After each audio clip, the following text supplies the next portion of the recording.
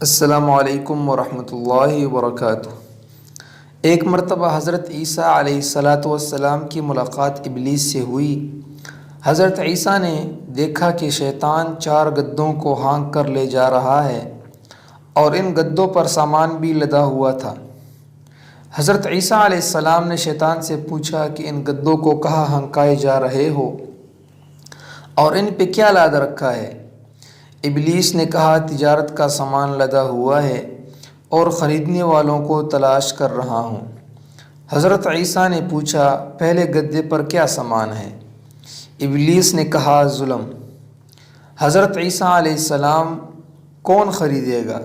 شیطان، بادشاہ۔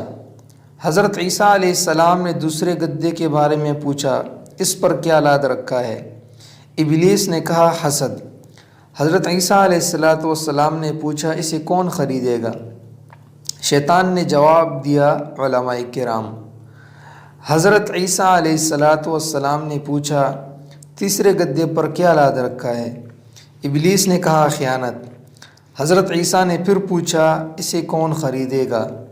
شیطان نے کہا، تاجر۔ حضرت عیسیٰ علیہ السلام نے چوتھے گدے کے بارے میں پوچھا، اس پر کیا لادا ہوا ہے؟ ابلیس نے کہا، مکر و فریب۔ حضرت عیسیٰ علیہ السلام نے پوچھا، اسے کون خریدے گا؟